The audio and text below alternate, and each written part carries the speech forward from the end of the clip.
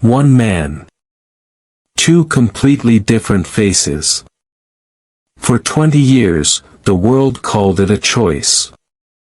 They called him a man ashamed of his race. They coined the nickname Wacko Jacko and moved on. But what if I told you that the autopsy report, the cold, indisputable medical file from June 25, 2009, proved that the biggest rumor about Michael Jackson was a complete lie? And what if I told you that while that one question was finally answered, it opened the door to a psychological mystery that was far darker than anyone expected? This is the full story behind the most controversial physical transformation in music history. Let's start with what the world actually saw. In the late 1970s, Michael Jackson was a young black man with a wide nose, full lips, an afro, and rich brown skin. He was the lead singer of the Jackson 5, and his face was as recognizable as his voice. By the mid-1990s, that face was gone. In its place was a man with pale white skin, a dramatically thin nose, a sharp jawline, and a completely different facial structure. The public had watched this transformation happen in real time over 15 years, and everyone had the same question. What happened to his face? The tabloids had a simple answer. Michael Jackson was bleaching his skin because he wanted to be white. He was ashamed of his race. He was surgically erasing every trace of his blackness. That was the story that stuck. It was repeated on magazine covers, comedy shows, and late-night television for decades. The public made up its mind. Case closed. But then, on June 25, 2009, Michael Jackson died. And for the first time, the truth was no longer a matter of speculation. It was written in an official document that could not be denied. The Los Angeles County Coroner's autopsy report is a public record. Anyone can read it. And buried in that report is a single word that destroys the skin bleaching theory completely. That word is vitiligo. Michael Jackson did not bleach his skin. He had a medical condition called vitiligo, and the autopsy proved it. The report explicitly states, and I'm quoting directly, there is a condition of vitiligo present on the skin. The skin has irregular areas of light and dark pigmentation. There is a condition of vitiligo present on the skin of the face, chest, abdomen, arms, and legs. Let me break down what that means. Vitiligo is an autoimmune disease where the body's immune system attacks its own pigment cells, called melanocytes.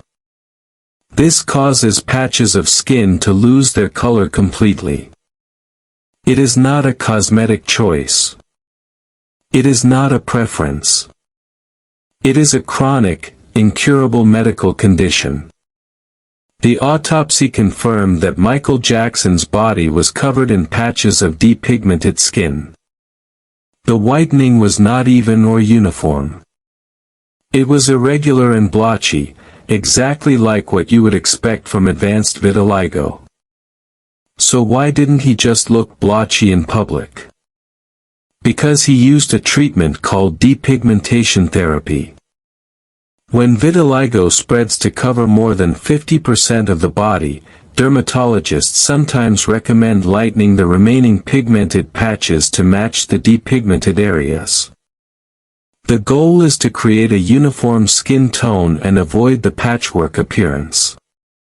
This is done using a prescription cream called monobenzone, which permanently destroys the remaining pigment cells. Michael Jackson confirmed this himself in a 1993 interview with Oprah Winfrey.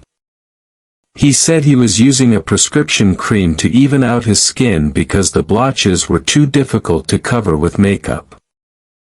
The public did not believe him. The autopsy proved he was telling the truth.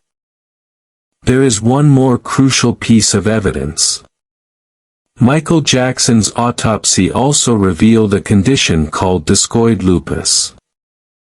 Lupus is another autoimmune disease that can cause skin lesions and scarring. It is known to be associated with vitiligo. He had not just one autoimmune condition but two. His body was literally attacking itself from multiple directions. And yet the world called him a self-hating bleach addict. Skin color was only half of the transformation. The other half was his nose. Over the years, Michael Jackson's nose became thinner, narrower, and more pointed. At the end of his life, it had collapsed to such an extent that rumors claimed he was wearing a prosthetic nose to hold the structure together. In the 2003 documentary Living with Michael Jackson, interviewer Martin Bashir directly asked him about plastic surgery. Michael responded that he had only had 2 nose surgeries. He said the first was to help him breathe better because he had broken his nose during a dance routine. The second was a revision of the first. He claimed that was the full extent of his surgical work. He held a tissue to his face, appeared uncomfortable, and the world did not believe a word he said. After his death, his plastic surgeon Dr. Stephen Heflin broke his silence. He admitted to operating on Michael's nose far more than twice.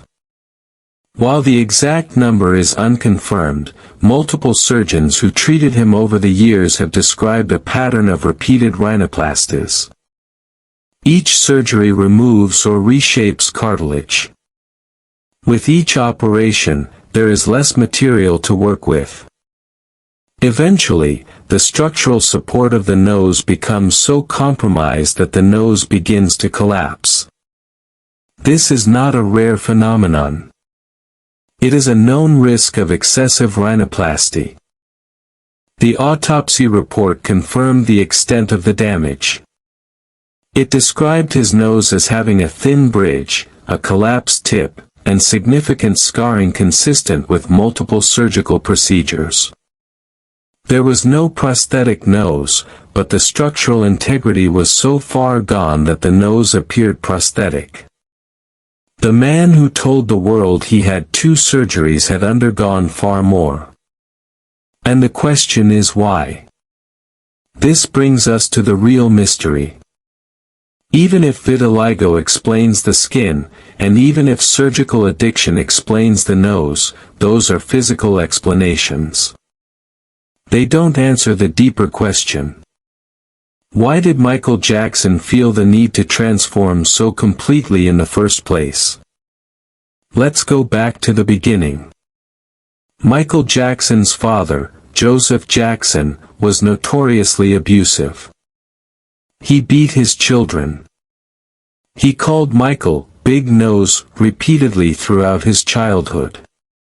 He mocked his appearance, told him he was ugly, and humiliated him in front of his brothers. Michael himself spoke about this openly as an adult. He said that when his father walked into the room, he would feel physically sick. He said he would cry from loneliness. He said he never had a childhood. Now imagine growing up like that. Imagine being told you are ugly by the man who is supposed to protect you. Imagine that pain being compounded by the fact that your face is being broadcast on television screens across the world. Every poster, every album cover, every magazine becomes a mirror reflecting the face you were taught to hate. Is it really that surprising that a person in that situation would try to change that face? Michael Jackson did not just change his nose. He changed everything. His skin became lighter. His hair became straight. His chin developed a cleft. His eyebrows were tattooed on. His lips became thinner. The totality of the transformation suggests something far deeper than simple cosmetic enhancement. It suggests a psychological condition known as body dysmorphic disorder. BDD is a mental health condition where a person obsesses over perceived flaws in their appearance, flaws that are often invisible to others. The obsession leads to compulsive behaviors, including repeated cosmetic surgeries. Sound familiar? Michael Jackson's dermatologist Dr. Arnold Klein, who treated him for decades, stated publicly that Michael suffered from severe body dysmorphia. He said Michael was a deeply insecure person who was never satisfied with how he looked. The childhood trauma had planted a wound that no amount of surgery could heal. Every procedure was an attempt to escape the face of the boy his father had called ugly. But there is a cruel irony here. The more Michael changed his face, the more the world mocked him. The tabloids called him a freak. The comedians made jokes. The same public that had once adored him now treated him as a punchline. The rejection he feared from his father was now being repeated by millions of strangers. And so the cycle continued. More surgery. More mockery. More pain. The physical transformation was not vanity. It was tragedy. There is one more piece to this story that almost no one discusses. Michael Jackson was a black man in America who rose to fame in the 1970s and 1980s. He became the first black artist to have his videos played on MTV. He broke racial barriers that had stood for decades. He was a symbol of black excellence and black pride. And then his skin started to turn white. Think about that for a moment. The most famous black man on the planet, the man who had shattered records and united audiences across racial lines, was now physically becoming white before the world's eyes. This was not just a personal transformation. It was a cultural earthquake. For many black fans, it felt like betrayal. The accusation of skin bleaching was not random. It came from a place of deep pain and historical context. In a society where colorism has real consequences, a black icon becoming visibly white was always going to ignite a firestorm. But here is what the critics missed. Michael Jackson never identified as anything other than a black man. When Oprah asked him if he was bleaching his skin, he said, and I quote, "I am a black American. I am proud to be a black American. I am proud of my race." He said this while his skin was visibly white. He wrote songs about racial injustice. He donated to black colleges and civil rights organizations. His children, regardless of their biological origins, were raised with full knowledge of their black heritage. The vitiligo did not erase his identity. The public's refusal to believe his medical diagnosis did. The tragedy is that he told the world the truth in 1993, and the world laughed at him for 16 more years, right up until an autopsy report forced everyone to finally admit he was not lying. He did not die a white man trying to erase his blackness. He died a black man whose body had betrayed him, whose face had become a prison, and whose truth was only accepted after he was no longer alive to hear the apology.